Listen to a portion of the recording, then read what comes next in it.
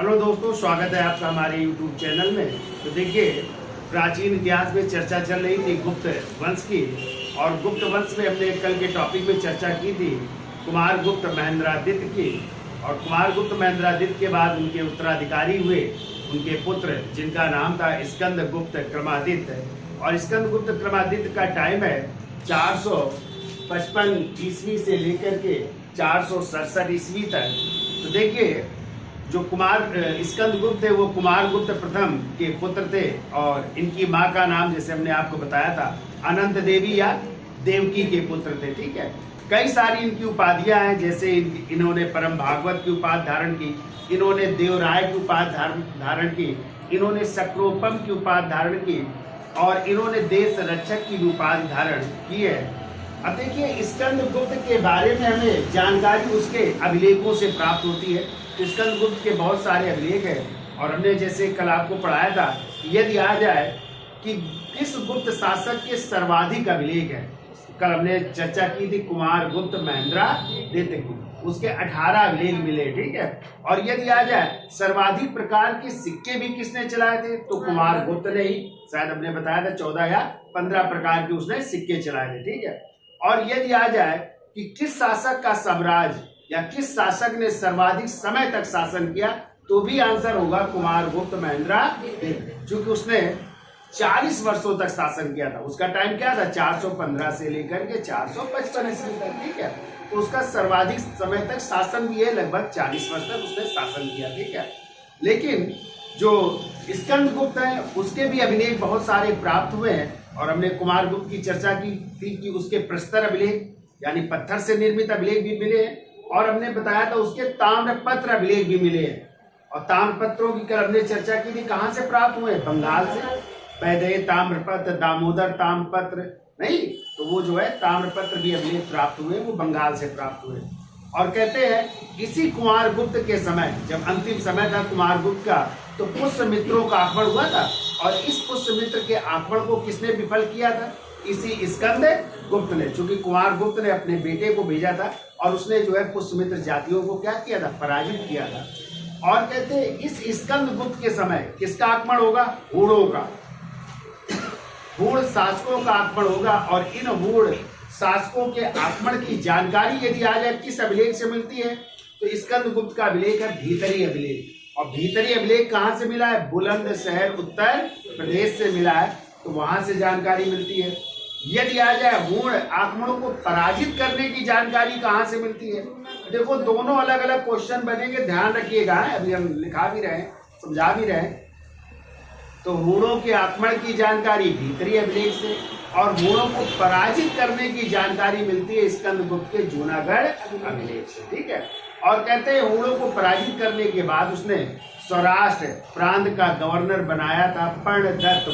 किसको बनाया था, पर्णदत्त को। और इसी पर्णदत्त के पुत्र का नाम था चक्रपालित। तो उसने क्या किया था, जो चंद्रगुप्त मौर्य के समय सुदर्शन झील का निर्माण हुआ था, नहीं पीछे पढ़ाया था, चंद्रगुप्त मौर्य के समय सुदर्शन झील का निर्माण हुआ था, उसके सौराष्ट्र प्रांत के गवर्नर पुष्यगुप्त ने बनवाया था। कहते फिर वो झील टूट गई थी, तो अशोक के समय तुषास्प ने उसका पुनर्निर्माण करवाया। फिर रुद्रदामन के समय किसने, सुविशाख ने। और इस समय यानी स्कंद गुप्त के समय यदि आ जाए कि उस सुदर्शन झील का पुनर्निर्माण किसने करवाया, तो आपको याद रखना होगा सौराष्ट्र प्रांत के गवर्नर है जिनका नाम है पर्णदत्त, और उन्हीं के बेटे थे चक्रपालित। उन्होंने फिर सुदर्शन झील का निर्माण करवाया था, ये ध्यान रखिएगा। तो कहते हैं किस हूण आक्रमण ने सर्वप्रथम आक्रमण किया था, तो सर्वप्रथम हूणों का आक्रमण हुआ था खुशनवाज के नेतृत्व में। किसके, पहला आक्रमणकारी था खुशनवाज, फिर दूसरा था तोरमार, और तीसरा था मिहिरकुल। ठीक है, और मिहिरकुल के बारे में कहा जाता है कि वो शैव धर्म का अनुयायी भी था, शैव धर्म को मानता था। कहते हैं स्कंद गुप्त ने जो है चीन के शासक सांग के दरबार में अपना एक दूत मंडल भी भेजा था। यदि आ जाए तो उसने कहाँ के शासक के दरबार में अपना दूत मंडल भेजा था, तो याद रखिएगा चीन के शासक सांग। ठीक है, फिर उसके अभिलेख हैं, जैसे इंदौर ताम्रपत्र अभिलेख है, सूफिया का लेख है, बिहार स्तंभ लेख है। ठीक है, तो कई जो है उसके जो अभिलेख है उनकी हम चर्चा क्या करेंगे कि उन अभिलेखों में क्या उल्लिखित है। तो चलिए पहले हेडिंग डाल लीजिए, स्कंद गुप्त क्रमादित्य 455 से 467 ईस्वी। तो देखिए पिता का नाम लिखिए, पिता का नाम है कुमार गुप्त प्रथम है, कुमार गुप्त प्रथम महेंद्रादित्य। माँ का नाम, तो माँ का नाम हमने दो बताया था ना, इन्हीं को अनंत देवी भी कहते हैं और देवकी भी कहते हैं, ठीक है। अनंत देवी या देवकी भी कहते हैं। अब देखिए स्कंदगुप्त की उपाधियां भी लिख लीजिए, कौन कौन सी उपाधि थी इसकी। जैसे अभी हमने बताया क्रमादित्य की उपाधि थी, तो क्रमादित्य की उपाधि उसके सिक्कों पर प्राप्त होती है, ठीक है। इसके अलावा देखिए उसकी उपाधि है देवराय, देवराय। दूसरी उपाधि लीजिए परम भागवत, परम भागवत।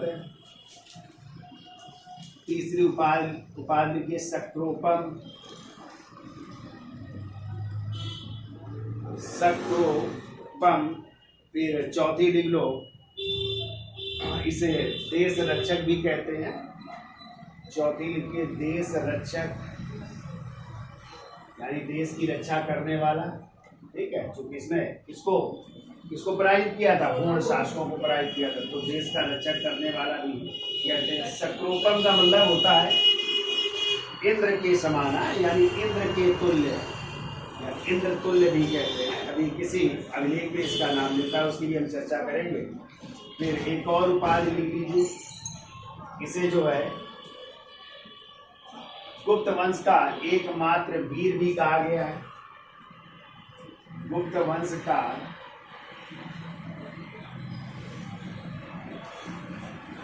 एकमात्र वीर,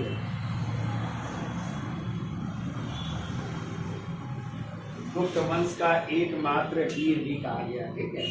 अब देखिए इसके अभिलेखों की चर्चा कर लेते हैं जिनसे हमें जानकारी मिलती है। तो अभिलेख कौन कौन से, उनकी चर्चा कर ली जाए। और इन्हीं से जानकारी प्राप्त होती है कि आक्रमण हुए थे हुणों के। तो पहला अभिलेख लिखिए भीतरी अभिलेख, भीतरी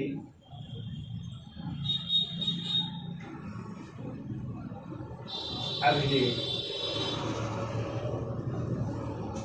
और ये कहाँ से मिला है, तो लिख लीजिएगा गाजीपुर उत्तर प्रदेश से प्राप्त हुआ है। तो भीतरी अभिलेख लिख लीजिए, गाजीपुर उत्तर अभिलेख,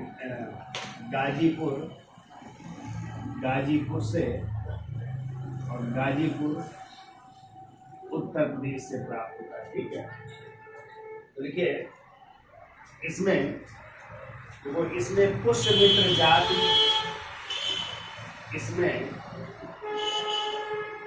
पुष्य मित्र जाति एवं हुणों के आक्रमणों का उल्लेख मिलता है। हुणों के आक्रमण का उल्लेख मिलता है।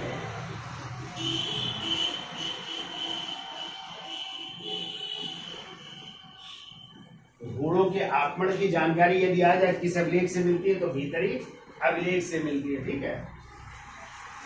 फिर दूसरा पॉइंट लिखिए, इसमें स्कंदगुप्त द्वारा, इसमें स्कंदगुप्त द्वारा विष्णु भगवान को कहा गया संकीर्ण है। तो लिख लो संकीर्ण,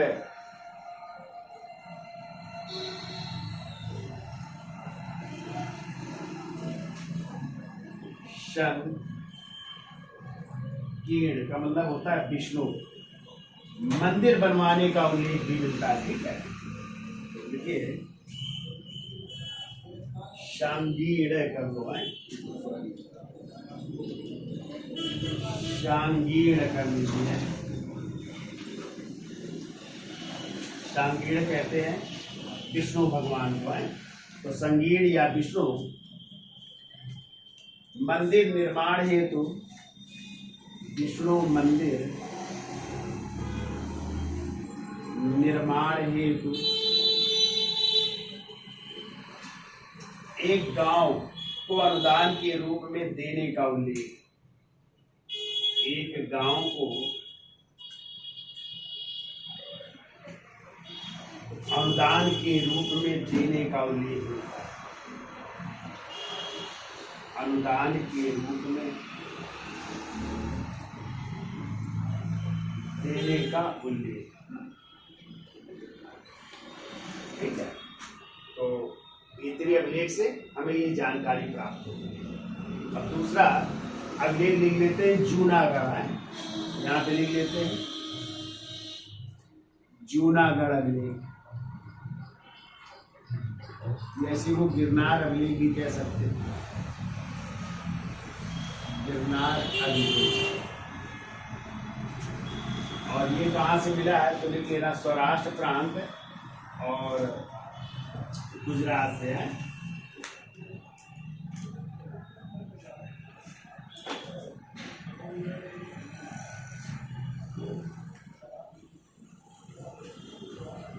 गुजरात से प्राप्त हुआ है। और ये जो है 136 गुप्त संवत 136 का है। देखिए गुप्त संवत 136 या इसे कहेंगे 400 या कह सकते हैं 455 ईस्वी का है, ठीक है। तो देखिए देखो इससे ज्ञात होता है कि इससे ज्ञात होता है कि स्कंदगुप्त ने पूर्ण शासकों को परास्त कर, कि स्कंदगुप्त ने पूर्ण शासकों को परास्त कर, पूर्ण शासकों को परास्त कर, पूर्ण शासकों को परास्त कर सौराष्ट्र प्रांत का गवर्नर, सौराष्ट्र प्रांत का गवर्नर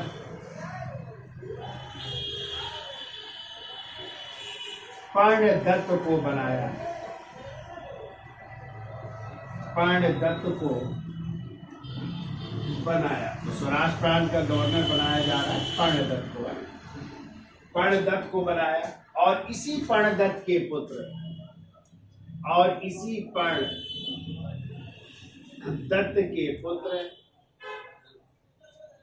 जिनका नाम था चक्रपालित, पर्णदत्त के पुत्र चक्रपालित ने किसके समय निर्मित थी? चंद्रगुप्त मौर्य के समय निर्मित है। चंद्रगुप्त मौर्य के समय निर्मित, चंद्रगुप्त मौर्य के समय निर्मित सुदर्शन झील का पुनर्निर्माण कराया था। सुदर्शन झील का पुनर्निर्माण कराया, ठीक है, पुनर्निर्माण कराया, ठीक है। तो ये जानकारी हमें कहाँ से मिल रही है? इसी जूनागढ़ अभिलेख से, ठीक है। तो ये किसका अभिलेख है? रुद्रदामन का जूनागढ़ भी अभिलेख है ना, पीछे पढ़ करके आया ना, गिरनार अभिलेख जो संस्कृत भाषा में लिखा गया पहला अभिलेख है। और ये भी ध्यान रखिएगा ये स्कंदगुप्त के समय का पहला अभिलेख है, यानी सबसे पहले स्कंदगुप्त ने कौन से अभिलेख को? जूनागढ़ अभिलेख को, चूंकि ये कब का है? 455 ईस्वी का। और स्कंदगुप्त का भी टाइम कहाँ से शुरू होता है? 455 ईस्वी, यानी सबसे पहला अभिलेख यही था, ठीक है। तो देखिए थोड़ी सी लिख देते हैं कि चंद्रगुप्त मौर्य के समय कौन वहां का गवर्नर था, है? तो किसने किसने इस सुदर्शन झील से संबंधित मिलान करने को आ जाता है। देखिए चंद्रगुप्त मौर्य के समय सुदर्शन झील बनी थी, तो ये सुदर्शन झील हो गई मान लो, तो इसका निर्माण हो रहा है, याद रखिएगा चंद्रगुप्त मौर्य के समय और उसके सौराष्ट्र प्रांत के गवर्नर कौन है? पुष्य गुप्त ने इसका निर्माण करवाया था। फिर हमने आपको पढ़ाया था अशोक के समय ये झील टूट जाती है तो उस समय सौराष्ट्र प्रांत का गवर्नर है तुषास्त्र। कौन है? तुषास्त्र ने इसका पुनर्निर्माण करवाया। फिर जो है जब रुद्रदामन शासक हुए, रुद्रदामन के समय फिर ये झील टूट गई तो इसका पुनर्निर्माण उसके सौराष्ट्र प्रांत के गवर्नर थे सुविशाख। किसने करवाया? सुविशाख ने करवाया। और इस समय जो है स्कंदगुप्त के समय, याद रखिएगा स्कंदगुप्त के समय तो सौराष्ट्र प्रांत के गवर्नर तो है पर्णदत्त, लेकिन पर्णदत्त के पुत्र किसने? चक्र पालित ने इसका पुनर्निर्माण करवाया था। ये मिलान करने को आता है तो इस तरह ये याद रखिएगा, मिलान भी कर लेना है कौन किसके समय सौराष्ट्र प्रांत के गवर्नर थे, याद हो जाएगा। चंद्रगुप्त मौर्य के समय कौन थे? पुष्यगुप्त, उनके समय ये निर्मित हुई थी। अशोक के समय कौन है? सुशास्त्र। रुद्रदामन के समय सुविशाख। स्कंदगुप्त के समय चक्र पालित है और इन्होंने स्कंदगुप्त के समय इसका पुनर्निर्माण करवाया था। ठीक है, तो चलिए अब अगला पॉइंट लिख लेते हैं, तो इसका स्क्रीनशॉट ले लो, फिर आगे चलते हैं। अगला पॉइंट लिखिए। तो देखो हमने बताया था कौन पहला हूण शासक था जिसने आक्रमण किया था, तो खुशनवाज। फिर इसके बाद कौन था? तोरमार। फिर कौन था? मेहर कोल। तो लिखिए जूनागढ़ एवं भीतरी अभिलेख से पता चलता है कि जूनागढ़ एवं भीतरी अभिलेख से, भीतरी अभिलेख से पता चलता है कि मध्य एशिया के हूण शासकों का आक्रमण, मध्य एशिया के हूण शासकों का आक्रमण, हूण शासकों का आक्रमण 460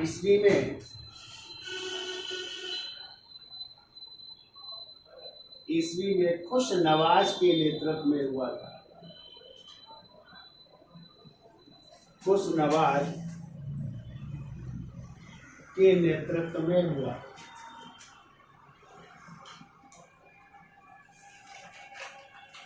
खुशनवाज के नेतृत्व में हुआ था। ठीक है, फिर वो हूणों का दूसरा आक्रमण, अगला पॉइंट लिखिए, हूणों का दूसरा आक्रमण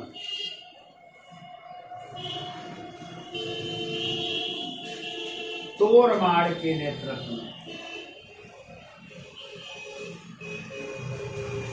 तोरमाड़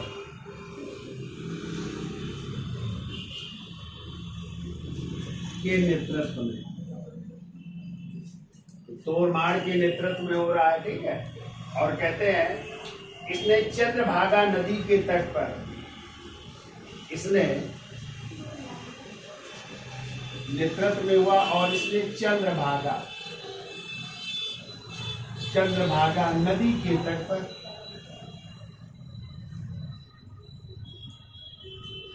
चंद्रभागा नदी के तट पर पवैया नामक स्थान पर अपना शासन स्थापित किया। पवैया नामक स्थान पर, पवैया नामक स्थान पर, पवैया नामक स्थान पर अपना शासन स्थापित किया। यहाँ पे अपना शासन स्थापित कर रहा है। ठीक है, पवैया नामक स्थान पर अपना शासन स्थापित किया। ठीक है, देखिए तोरमाड़ के बाद उसके पुत्र, तोरमाड़ के बाद उसके पुत्र, और उसके पुत्र का नाम था मिहिर कुल। क्या नाम था? मिहिर कुल। और आगे चल करके मिहिर कुल को पराजित कौन करेंगे? नरसिंह बाला दत्त, लेकिन अपनी माँ के कहने पर छोड़ देंगे इसको। ठीक है, तो क्या लिखा? तोरमाड़ के बाद उसके पुत्र मिहिर कुल ने अपना राज्य स्थापित कर मिहिर कुल ने अपना राज्य स्थापित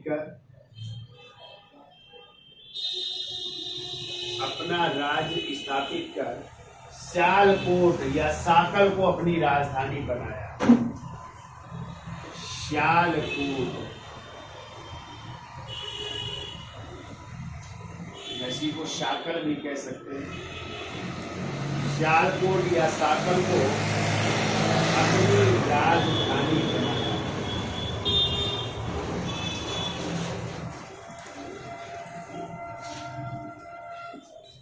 सियालकोट की अपनी राजधानी बना रहे हैं, ठीक है। अगला पॉइंट लिखिए, मिहिर कुल के ग्वालियर अभिलेख से पता चलता है कि ये क्वेश्चन कई बार आया, याद रखिएगा। मिहिर कुल के ग्वालियर अभिलेख से पता चलता है कि ग्वालियर अभिलेख से पता चलता है कि वो शिव का भक्त था। किसका भक्त था? शिव का जो है भक्त था। ये ध्यान रखिएगा, ठीक है, कि वह शिव का भक्त था। शिव का भक्त था। कई बार क्वेश्चन आ चुका है कि मिहिर कुल किस धर्म का अनुयायी था, ठीक है। तो शिव का भक्त है तो किस धर्म का अनुयायी हो जाएगा? शैव धर्म का। और इसकी जानकारी हमें कहाँ से मिल रही है? उसके ग्वालियर अभिलेख से प्राप्त हो रही है कि वो शिव का भक्त था, यानी शैव धर्म का उपासक था। शैव धर्म को क्या करता था? मानता था, ठीक है। तो लिखिए, अभी हमने बताया कि उसने जो है चीन के शासक के दरबार में स्कंदगुप्त ने क्या भेजा था? अपना दूत मंडल भेजा था। तो लिखिए, स्कंदगुप्त ने 466 ईस्वी में, स्कंदगुप्त ने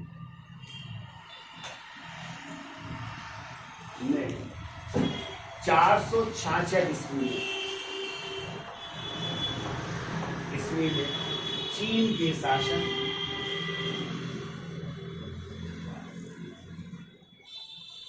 के शासक जिनका नाम था शांग है, तो लिखिए, चीन के शासक सांग के दरबार में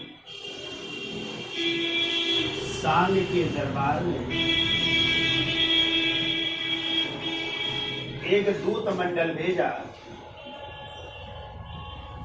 दरबार में एक दूत मंडल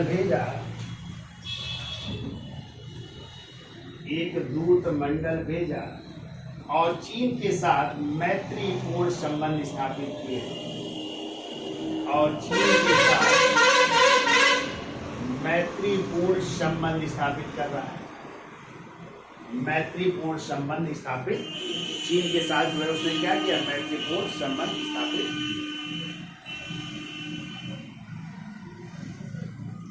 ठीक है। अब देखिए, हमने आपको बताया था कुमार गुप्त जब पढ़ा रहे थे कि कुमार गुप्त के समय जो है पतन की शुरुआत हो जाती है, ठीक है। और इसके आते आते जो है सिक्कों में मिलावट शुरू हो जाती है, यानी जो सोने के सिक्के थे उनमें क्या थी? मिलावट। तभी हम चर्चा करेंगे कि स्कंदगुप्त ने केवल सोने और चांदी के ही सिक्के चलाए थे, ठीक है। जबकि कुमार गुप्त ने तीनों प्रकार के सिक्के चलाए थे, सोने के, चांदी के और तांबे के। लेकिन इसने कौन कौन से? सोने के और चांदी के ही सिक्के चलाए थे, ठीक है। तो कहते हैं इसके सिक्कों में क्या होती है? मिलावट पाई जाती है, ठीक है। तो मिलावटी सिक्के शुरू हो गए, तो यहाँ से कह सकते हैं पतन की ओर जो है अग्रसर हो रहा है गुप्त साम्राज्य। तो लिखिए, अगला पॉइंट लिखिए। देखो, स्कंदगुप्त के द्वारा जारी किए गए सोने के सिक्कों में, स्कंदगुप्त द्वारा जारी किए गए सोने के सिक्कों में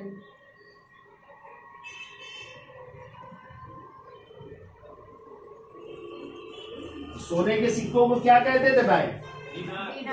ना केवल संख्या में कम थे, ना केवल सोने के सिक्के ना केवल संख्या में कम थे,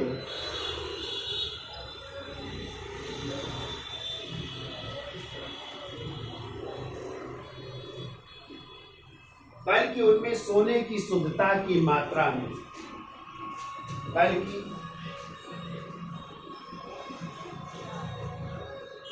उनमें सोने की शुद्धता की मात्रा में कमी भी थी, की मात्रा में कमी, यानी शुद्ध सोने के सिक्के नहीं थे, ठीक है। तो कमी भी पाई गई है, सोने की शुद्धता में कमी भी थी, ठीक है। और हमने आपको पीछे पढ़ाया था कि यदि आ जाए सर्वप्रथम लेख युक्त सोने के सिक्के या सोने के सिक्के किसने चलाए थे? इंडो ग्रीक शासकों ने या हिंद यूनानी शासकों ने, ठीक है। उसमें उनका नाम, राजा की उपाधि अंकित होती है। और आ जाए शुद्ध सोने के सिक्के तो कुषाण शासकों, कुषाण शासकों में भी आ जाए किस शासक ने? तो हेमकंठ। और आ जाए सर्वाधिक मात्रा में सोने के सिक्के गुप्त शासकों में, और गुप्त शासकों में किस शासक ने? स्कंदगुप्त। ये याद रखिएगा आप लोग, पूछा जाता है। अब हम चर्चा कर लेते हैं स्कंदगुप्त के अभिलेखों की, और इन अभिलेखों से हमें क्या क्या जानकारी मिलती है। फिर उसके सिक्कों की चर्चा कर लेंगे, सिक्के जो उसने सोने और चांदी के सिक्के चलवाए उनमें क्या क्या उल्लेख है, कौन कौन सी उपाधियां अंकित है, उनकी भी चर्चा कर लेते हैं। तो हेडिंग डाल लीजिए स्कंदगुप्त के अभिलेख। तो दो तो आप लोग पढ़ चुके, कौन कौन सा? भीतरी और जूनागढ़ अभिलेख, ठीक है। दोनों से याद रहेगा ना। तो भीतरी अभिलेख से हमें किसकी जानकारी?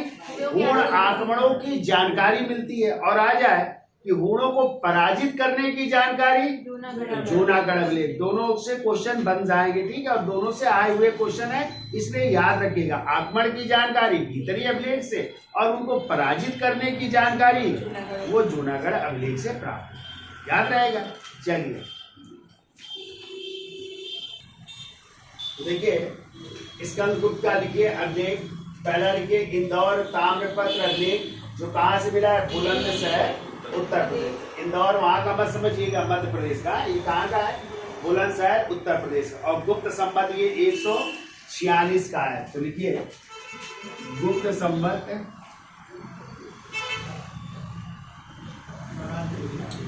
146, या ईस्वी में इसको कन्वर्ट कर दोगे तो 319 को क्या कर देंगे? जोड़ देंगे। कितना आ जाएगा? 9 6 15, 4 1 5 है, होगा ना 465 ईस्वी, ठीक है। तो 465 ईस्वी का हो जाएगा, क्लियर? 465 ईस्वी का। तो गुप्त संवत आ जाए तो 146, और ईस्वी में पूछ लिया जाए तो 319 को क्या कर दोगे? जोड़ देंगे। तो कितना आ जाएगा? 465 ईस्वी का, ठीक है। तो देखो क्या जानकारी मिलती है इससे। तो इसमें सूर्य पूजा तथा सूर्य के मंदिर में, देखो इसमें सूर्य पूजा एवं सूर्य के मंदिर,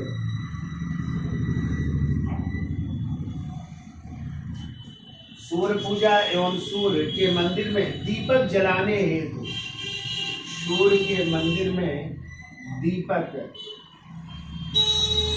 जलाने हेतु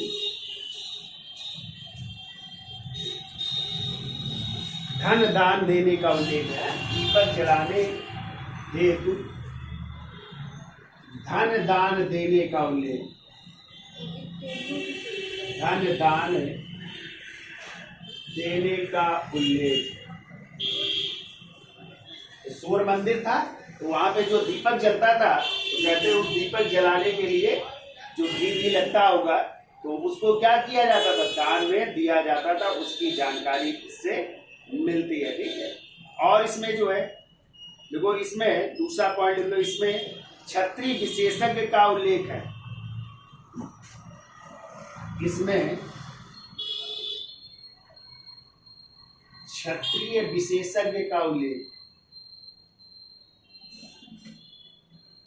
क्षत्रिय विशेषज्ञ का उल्लेख भी मिलता है, ठीक है। तीसरा और क्या मिलता है इससे जानकारी? तो तीसरा लिख लो, सामवेद की 2 शाखाओं, सामवेद की, पढ़ा है ना सामवेद? सामवेद की 2 शाखाओं, एक तो हो गई छांदोग्योपनिषद या छांदोग्यो, ठीक है, छांदोग्यो एवं राणायणी का उल्लेख। दूसरा लिख लो, राणायणी का उल्लेख है। तो ये सामवेद की 2 शाखाओं का भी उल्लेख मिलता है, ठीक है, राणायणी का उल्लेख।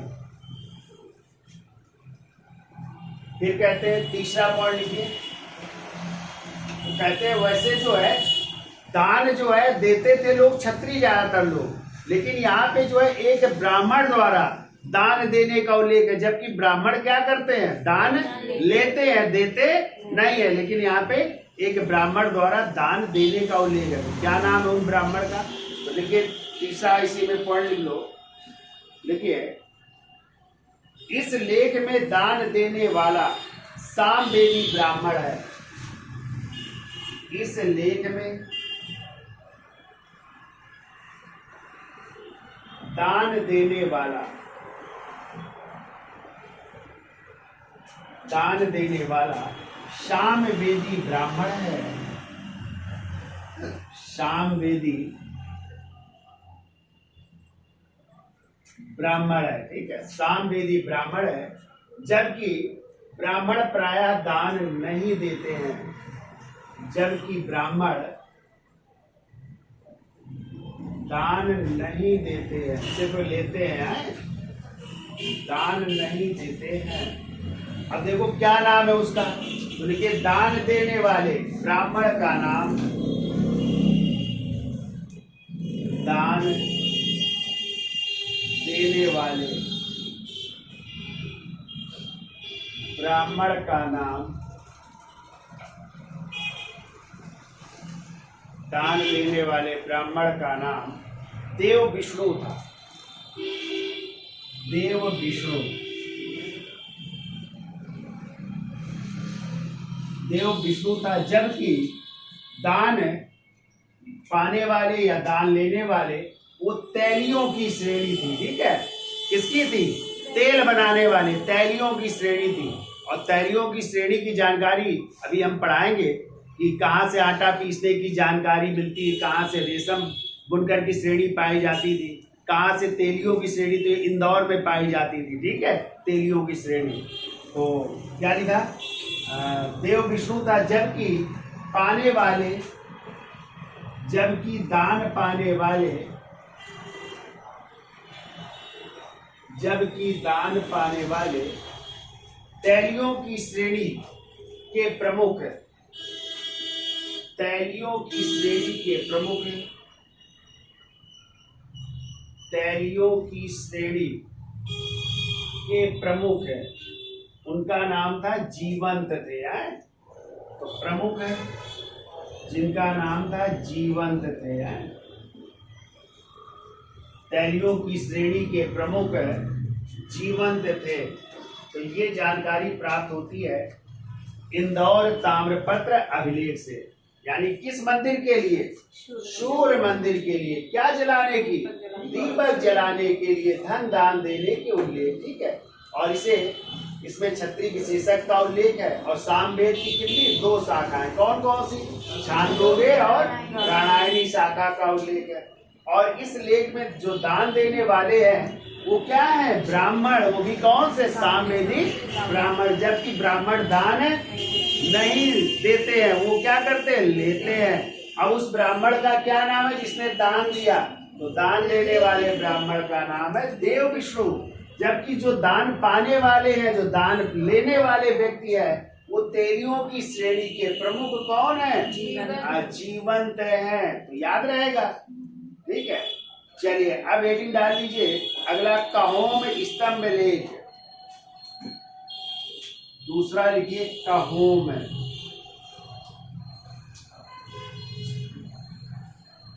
स्तंभ लेख। कहोम स्तंभ लेख, और ये प्राप्त हुआ, लिखिए गोरखपुर उत्तर प्रदेश से है, गोरखपुर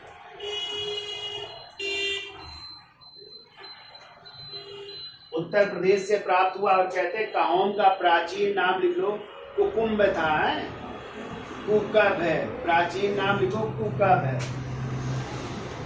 प्राचीन नाम कुकधर, ये नाम था। और इसकी खोज किसने की है? तो यहाँ पे खोज भी लिख लो, अंग्रेज का नाम लिख लो, बुचनन है, पूरा नाम लिख लो। इनकी खोजकर्ता का नाम है डॉक्टर फ्रांसिस बचनन है, डॉक्टर फ्रांसिस बचनन, इन्होंने इसको खोजा है, ठीक है।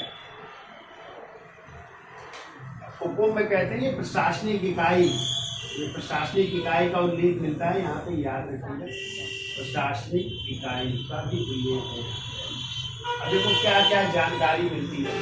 तो देखो भद्र नामक एक व्यक्ति द्वारा, देखिए इसमें कहते हैं भद्र नामक व्यक्ति थे, उन्होंने 5 जैन तीर्थंकरों की क्या बनवाई थी? मूर्तियां बनवाई थी, और उनके नाम भी उत्कीर्ण है यहाँ पे, ठीक है। तो देखो भद्र नामक व्यक्ति द्वारा, भद्र नामक व्यक्ति द्वारा, भद्र नामक व्यक्ति द्वारा 5 जैन तीर्थंकरों, 5 जैन तीर्थंकरों, क्रमशः नंबर 1 लिखिए, 5 के नाम लिखिए। नंबर 1 लिखिए, आप लोगों ने नाम सुना है पहले, कौन थे? आदिनाथ थे ना, या इन्हीं को ऋषभ दत्त कहते हैं, या ऋषभ देव सॉरी कहते हैं। आदिनाथ की दूसरे एक और तीर्थंकर है शांतिनाथ, शांतिनाथ। तीसरे नेमिनाथ, नेमिनाथ। फिर जो है चौथे लिख लो पार्श्वनाथ, जो आपके 23वें तीर्थंकर थे, पार्श्वनाथ। और 5वें लिख लो महावीर स्वामी आए, महावीर स्वामी, महावीर स्वामी, ठीक है। की प्रतिमाओं का उल्लेख करवाया, तो इनकी प्रतिमाएं बनवाई है, ठीक है। तो प्रतिमाओं का उल्लेख, उल्लेख, और इनको इनके नाम भी है इसमें अंकित है, ठीक है। अब देखिए इसी स्तंभ लेख में उपाधि भी स्कंदगुप्त की प्राप्त होती है। तो कौन सी उपाधि मिल रही यहाँ पे? तो पहला तो लिखिए उपाधि इनकी मिल रही शक्रादित्य, तो एक उपाधि शक्रादित्य, लेकिन दूसरा लिख लो शक्रोपम उपाधि, ये ज्यादा इंपॉर्टेंट है। शक्रोपम का मतलब होता है इंद्र तुल्य, जिसे हमने पढ़ाया ना उपाधियां जब लिखाई थी। तो शक्रोपम यानी इंद्र के समान इनको बताया गया, इंद्र तुल्य बताया गया, ठीक है। और एक लिख लो शक्रादित्य। वैसे तो शक्रादित्य आप लोग याद रखिएगा किसकी थी? कुमार गुप्त की। और शक्रादित्य उनको किसने कहा है? वैन शान ने। लेकिन कभी ना हो कुमार गुप्त तो फिर किसको मारेंगे? स्कंद गुप्त को। और इनकी उपाधि कहाँ से मिले? कौम स्तंभ लेख से। यदि आ जाए किस अभिलेख से स्कंद गुप्त उपाधि शक्रादित्य मिलती है। तो ये और भुवन साहब ने किसको कहा शक्रादित्य? तो कुमार गुप्त को कहा, ठीक है। और एक उपाधि कौन सी? शक्रोपम भी मिल रही है। इसका मतलब है इंद्र के समान या इंद्र तुल्य कहा गया, ठीक है। अब तीसरा इनका लेख लिखिए सुपिया का लेख, जो रीवा मध्य प्रदेश से मिला।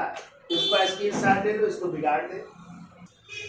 तो देखिए अगला अगले लिखिए स्कंदगुप्त का सुपिया का लेख, जो कहाँ से मिला है? रीवा मध्य प्रदेश। जो गुप्त संवत कब का है? 141 का। तो 141 में क्या कर देंगे? 319 को जोड़ देंगे तो क्या आ जाएगी? 460 ईस्वी का, ठीक है। तो इसमें जो है कहते हैं गुप्तों की जो वंशावली है, तो इसमें गुप्त वंश को घटोत्कच वंश कहा गया। क्या कहा गया? चूंकि घटोत्कच वंश इसमें कहा गया, चूंकि श्री गुप्त के बाद फिर अगले उनके बेटे बने थे ना घटोत्कच, तो इसलिए घटोत्कच वंश भी कहा गया। और दूसरा इसमें जो है कहते हैं कि जो कुमार गुप्त है उनको जो है राम के समान धर्मपरायण और युधिष्ठिर के समान जो है उनको सत्यवादी कहा गया है, ठीक है। ये राम के समान क्या थे? धर्मपरायण थे, और युधिष्ठिर के समान सत्यवादी। ये दो जानकारियां मिलती। तो लिखिए पहले, देखिए इसमें गुप्तों की वंशावली घटोत्कच के समय से मिलती है। गुप्तों की वंशावली,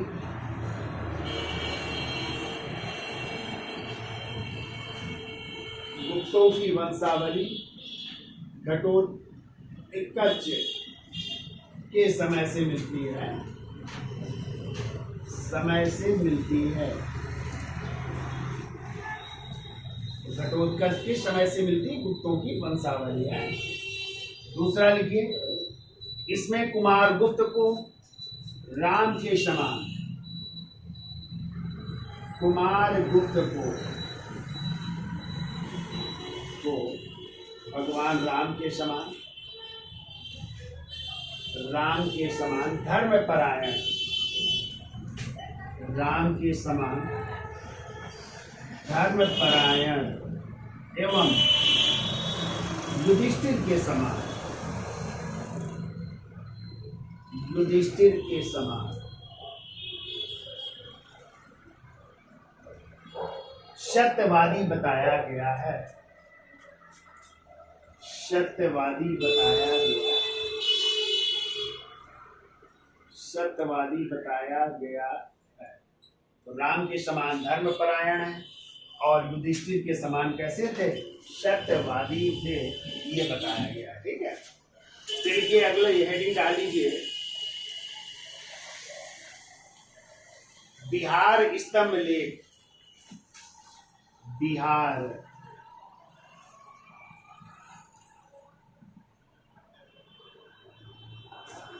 स्तंभ लेख।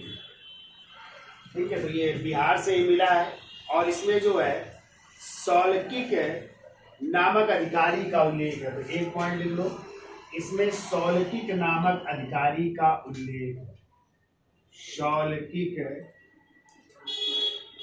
नामक अधिकारी का उल्लेख है, अधिकारी का उल्लेख है। तो ये भी याद रखिएगा, पूछा गया। ठीक है, फिर के गढ़वा अभिलेख जो प्रयागराज से प्राप्त हुआ है, तो हेडिंग डाल लीजिए, गढ़वा अभिलेख।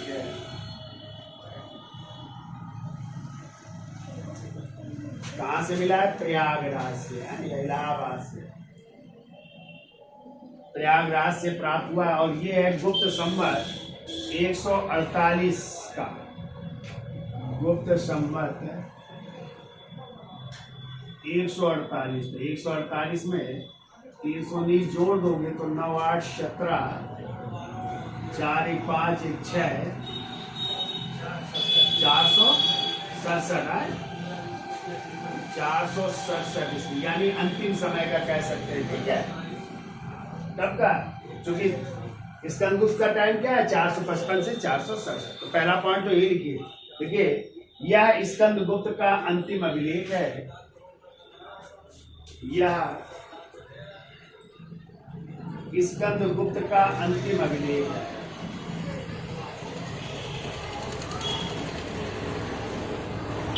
अंतिम अभिलेख, यह स्कंदगुप्त का जो है अंतिम अभिलेख है। ठीक है, तो प्रयागराज में याद रखना, करछना एक तहसील पड़ती है, करछना तहसील भी है आज, तो करछना तहसील इलाहाबाद में है, ये भी याद रखिएगा। यदि स्थान पूछा जाए तो करछना इलाहाबाद है। ये दूसरा पॉइंट लिखिए इसमें, देखो इसमें चित्रकूट स्वामी,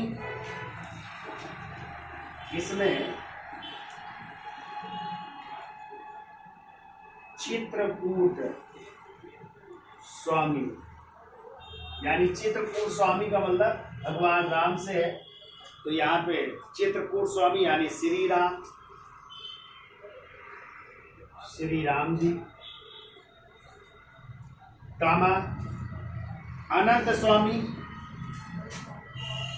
अनंत स्वामी, और अनंत स्वामी कहा गया विष्णु जी, विष्णु जी का उल्लेख है। ठीक है, तथा चित्रकूट स्वामी पाद, तथा चित्रकूट स्वामी पाद। तो देखिए चित्रकूट स्वामी किसे कहा गया? राम को। अब पाद माने पादुकाएं या उनकी जो क्या थी खड़ाऊ, ठीक है, उनका उल्लेख है, ठीक है, यानी राम की चरण पादुका का उल्लेख है, ठीक है, राम की या श्री राम की चरण पादुका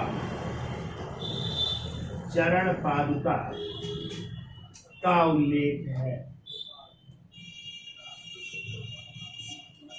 चरण पादुका का उल्लेख है।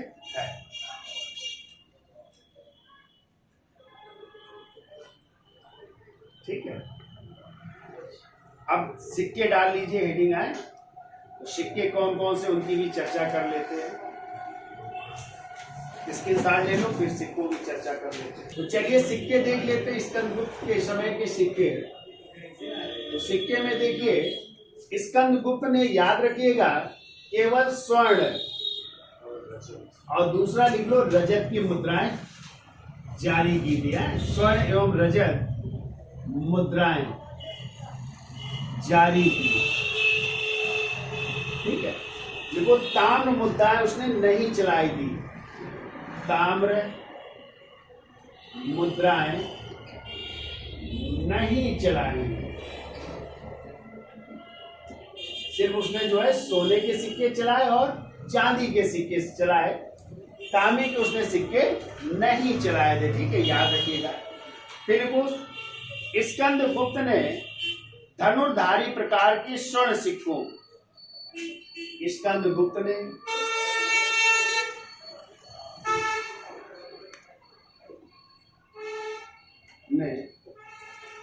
धनुर्धारी प्रकार के स्वर्ण सिक्कों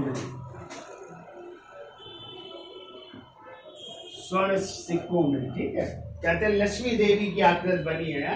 स्वर्ण सिक्कों में पृष्ठ भाग में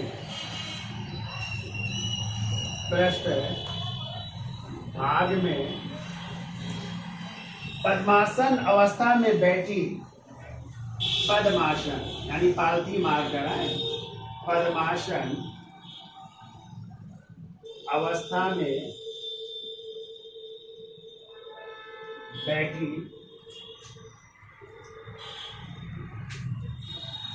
लक्ष्मी के साथ,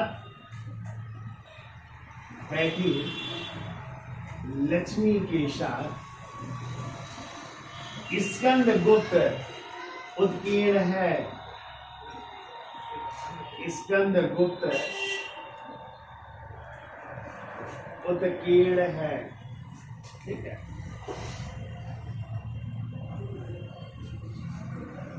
फिर को चांदी के सिक्के, चांदी के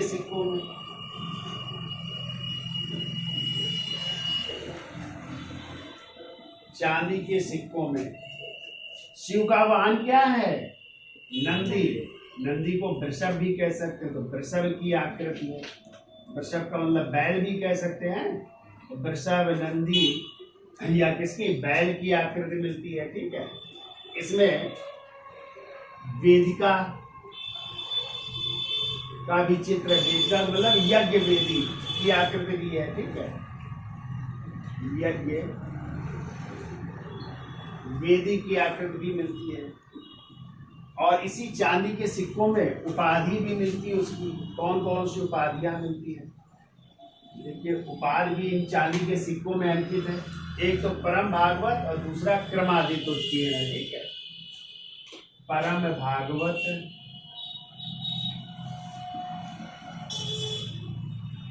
और दूसरा लिखिए क्रमादित्य। हमने हेडिंग करवाई थी ना, स्कंदगुप्त क्रमादित्य, तो ये भी उसके चांदी के सिक्कों में उत्कीर्ण मिलती है, ठीक है। हमने बताया तांबे के सिक्के चलाए नहीं उसने, सोने के सिक्के और चांदी के सिक्के चलाए। एक और पॉइंट देखो, बौद्ध ग्रंथ आर्य श्री मंजुकल्प में, बौद्ध ग्रंथ आर्य श्री मंजुकल्प में, आर्य श्री मंजुकल्प में स्कंदगुप्त को,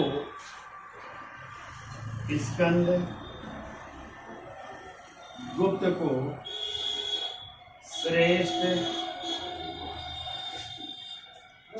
बुद्धिमान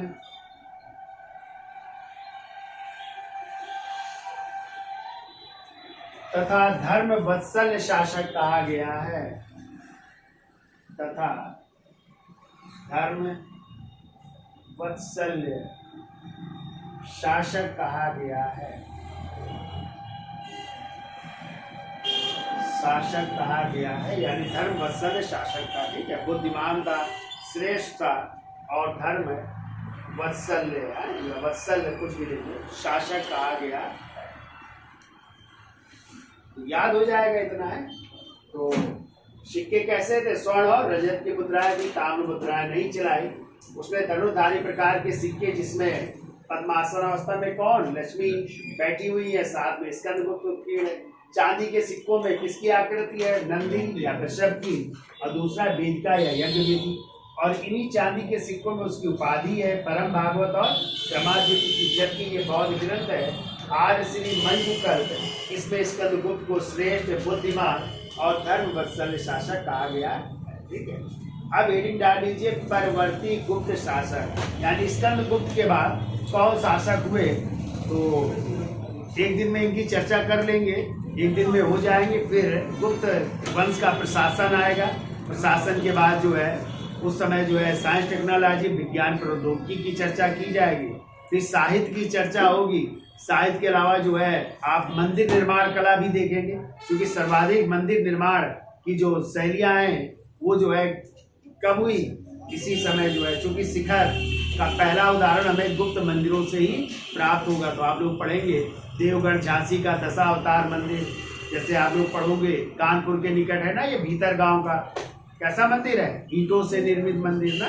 सिरपुर का लक्ष्मण मंदिर, हुमरा का जो है नशना कुठार का मंदिर, शिव पार्वती मंदिर, उमरा का मंदिर। तो बहुत सारे मंदिर हैं जिनकी चर्चा करेंगे। साहित्यकारों की चर्चा होगी, ठीक है, वैज्ञानिकों की, नक्षत्र वैज्ञानिकों की भी चर्चा करेंगे। आर्यभट्ट हो गए, वराहमिहिर हो गए, ब्रह्मगुप्त हो गए, इन सब की भी चर्चा की जाएगी, ठीक है। तो वीडियो अच्छा लगा हो तो लाइक, शेयर और सब्सक्राइब करें। धन्यवाद।